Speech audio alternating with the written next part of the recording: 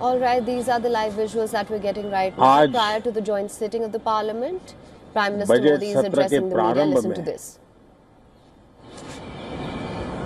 मैं समृद्धि की देवी मां लक्ष्मी को प्रणाम करता हूं।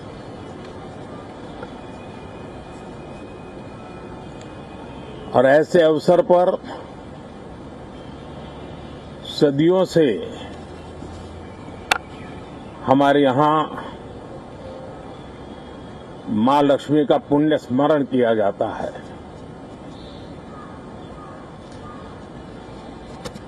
सिद्धि बुद्धि प्रदे देवी, सिद्धि बुद्धि प्रदे देवी,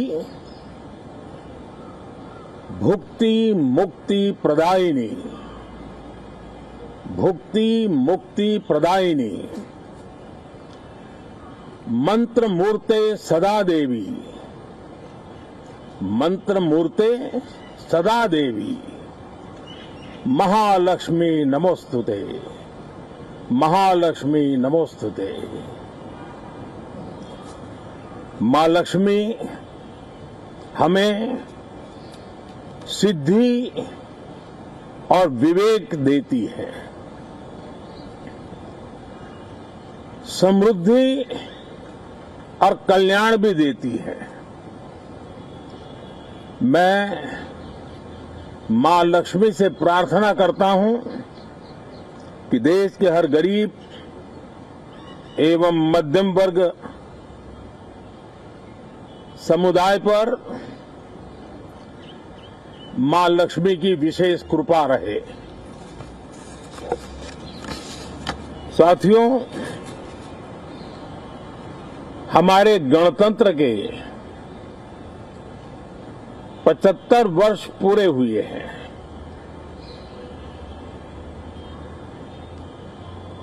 और ये हर देशवासी के लिए सर्वाधिक गौरवपूर्ण है और विश्व के लोकतांत्रिक जगत के लिए भी भारत का ये सामर्थ्य अपनी एक विशेष स्थान बनाता है। साथियों, ये देश की जनता ने मुझे तीसरी बार ये दायित्व दिया है और इस तीसरे कार्यकाल का ये पहला पूर्ण बजट है।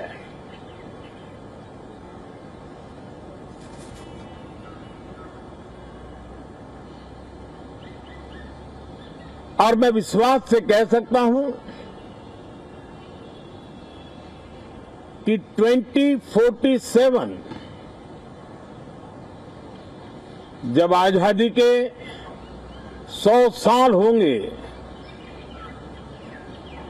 विकसित भारत का जो संकल्प देश ने लिया है, ये बजट सत्र, ये बजट एक नया विश्वास पैदा करेगा, नई ऊर्जा देगा कि देश जब आजादी के 100 साल मनाएगा तब विकसित होकर रहेगा। 140 करोड़ देशवासी अपने सामूहिक प्रयास से इस संकल्प को परिपूर्ण करेंगे। तीसरे टर्म में हम मिशन मोड में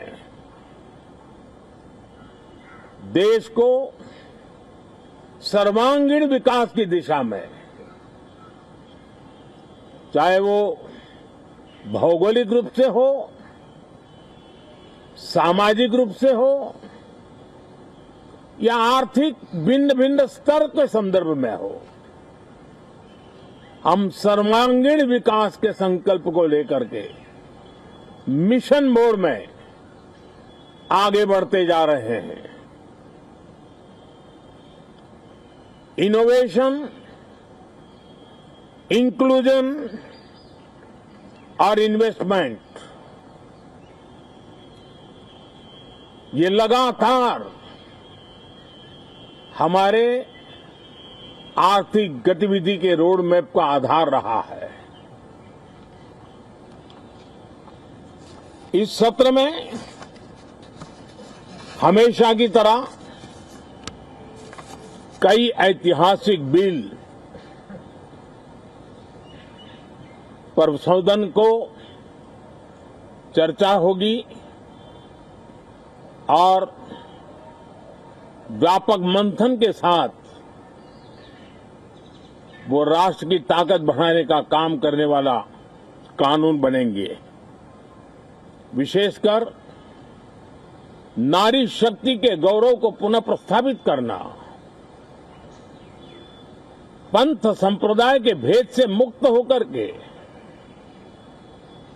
हर नारी को सम्मानपूर्ण जीवन मिले, उसको भी समान अधिकार मिले, उस दिशा में इस सत्र में कई महत्वपूर्ण निर्णय लिए जाएंगे। Reform, perform and transform. जब विकास की तेज गति को प्राप्त करना होता है तो सबसे ज्यादा बल रिफॉर्म पर रहता है। राज्य और केंद्र सरकार ने मिलकर के परफॉर्म करना होता है और जन भागीदारी से हम ट्रांसफॉर्मेशन देख सकते हैं। हमारा युवा देश है, युवा शक्ति है और आज जो 20-25 साल की आयु के नौजवान है, जब वो 45-50 साल के होंगे तब वो विकसित भारत का सबसे बड़े बेनिफिशियरी होने वाले हैं। उम्र के उस पड़ाव पे होंगे, नीति निर्धारण की व्यवस्थाओं में उस जगह पे बैठे होंगे कि वे गर्व के साथ आजादी के बाद जो शताब्दी शुरू होगी, एक विकसित भारत के साथ आगे बढ़ेंगे। और इसलिए ये विकसित भारत के संकल्प की पूर्ति का प्रयास, ये अथाग मेहनत, आज जो हमारे टीनेजर्स हैं, हमारी युवा पीढ़ी है, उनके लिए ये एक बहुत बड़ा तोहफा बनने वाली है। जो लोग 1930 में, 42 में आजादी के जंग में जुट गए थे,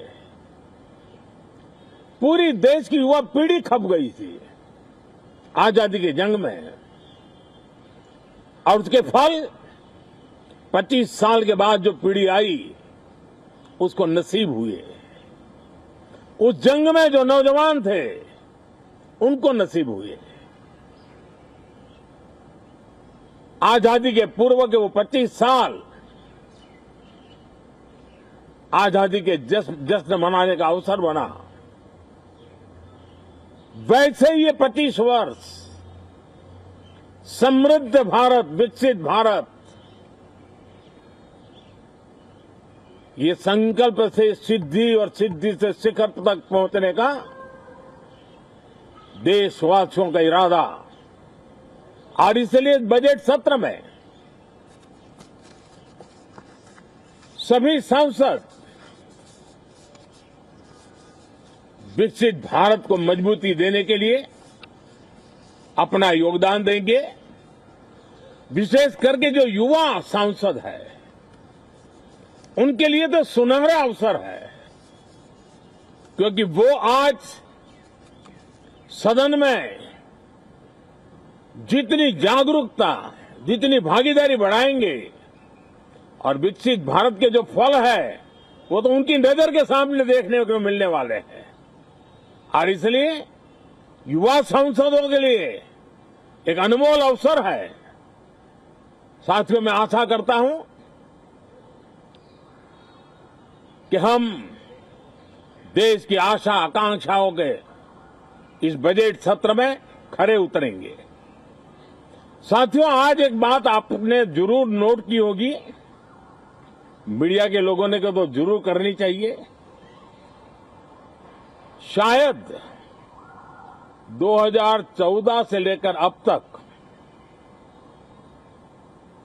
शायद एक पहला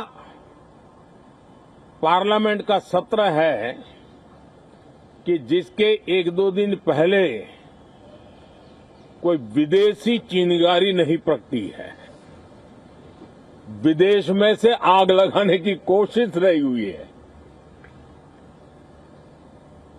10 साल से 14 से देख रहा हूं, हर सत्र के पहले शरारत करने के लिए लोग तैयार बैठते थे और यहां उसको हवा देने वालों की तो कमी नहीं है। ये पहला सत्र मैं पिछले 10 साल के बाद देख रहा हूं कि जिसमें किसी भी विदेशी कोने से कोई चिंगारी नहीं हुई। साथियों, बहुत बहुत धन्यवाद।